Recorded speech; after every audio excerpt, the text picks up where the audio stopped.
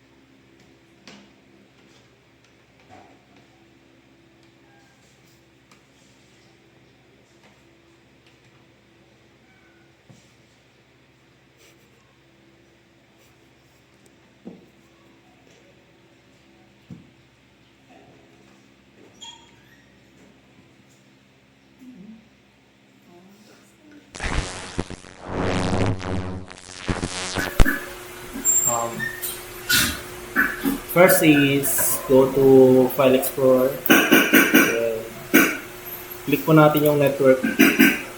And right click. Then punta po tayo sa Properties. Dito sa Change Advanced Sharing Settings.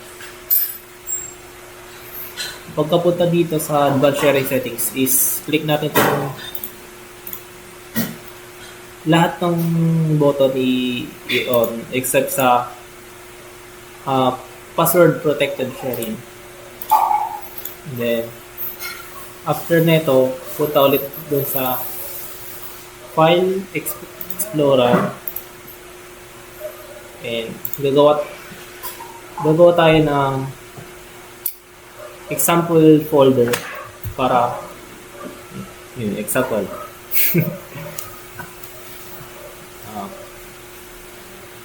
Right here. One. Then right click po natin yung folder. Open. Select yung properties and then sharing. Dito po sa share. Then add po natin yung everyone. And click natin itong read and write. Then share. After nun, dito po tayo sa advanced sharing.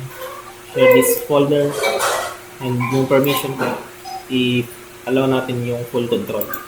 Then, click apply. Okay.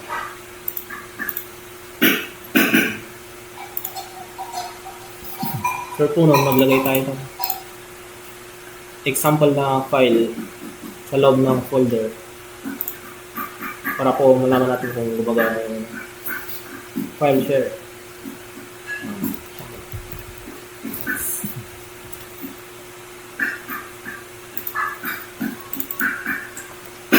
After po nun, para makita natin yung tama po yung ginawa natin po tayo sa network. Dito po, nalabas yung file sharing sa ibang laptop.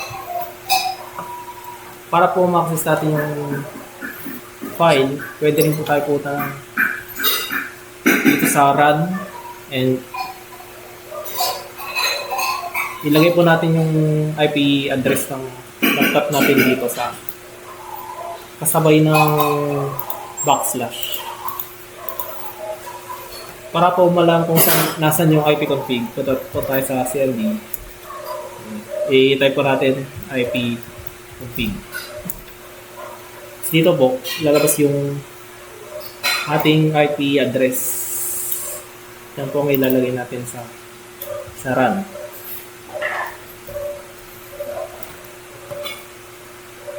Backslash yung IP. Dito po, lumabas na yung file sharing na nagawa natin.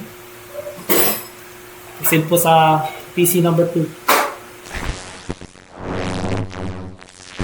Minutes po.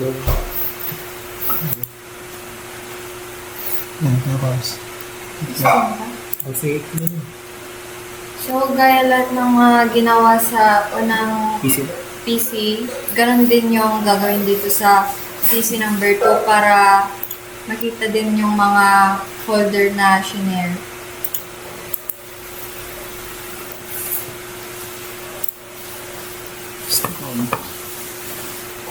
I-on lahat. Except lang yung my password.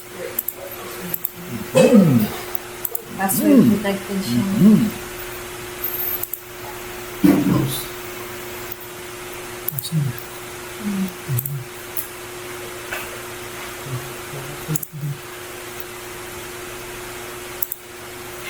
Then after that, gumawa ng example na folder.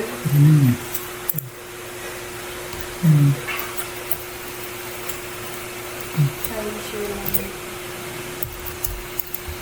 File sharing. Saan? Sila din.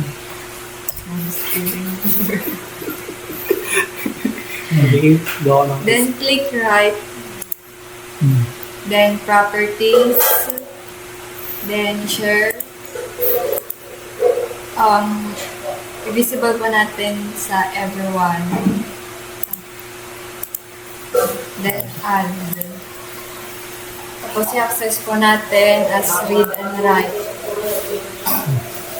Then share. Then done. Then sa advanced sharing.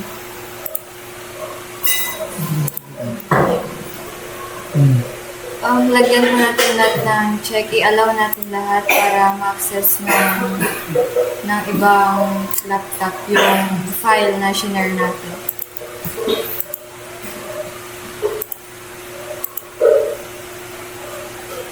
Then close.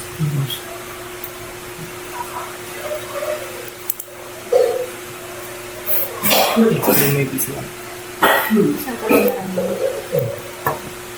So, makikita po natin dyan sa network na visible po yung ginawa ng unang computer kanina. So, na-access po natin yung PC1. Proceed na sa PC2. Next po is yung PC3.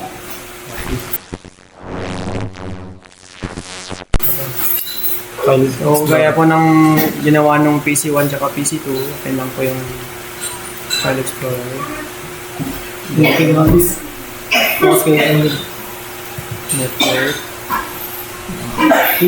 may kami. Then Properties.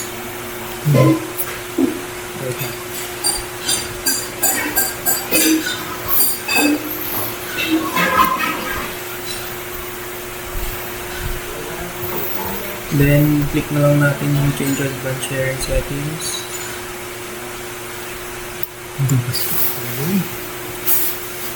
I-on natin yung Network Discovery and Printer Sharing. Network Discovery, File and Printer Sharing. Then, last is Public Folder Sharing. Then, that's it. Then sa download, Gula-gula ba? mag-add tayo ng folder.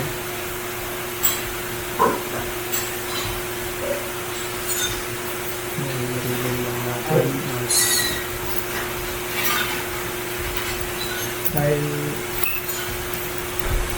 file sharing.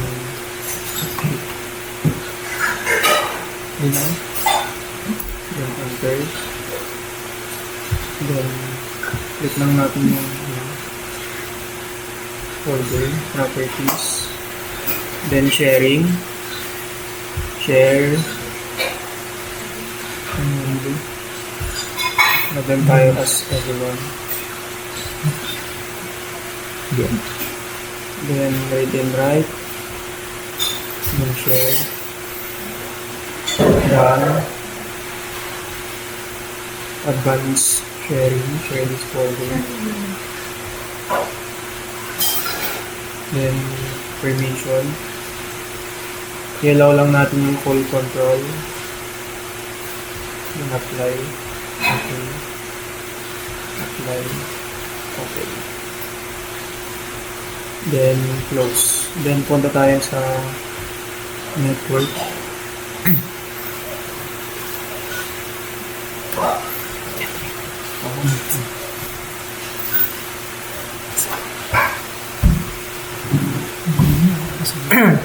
dito po sa network, makikita po natin yung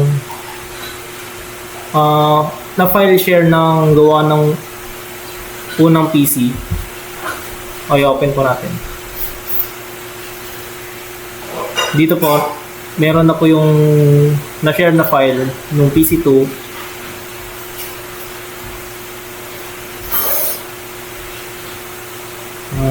At saka po nung PC1.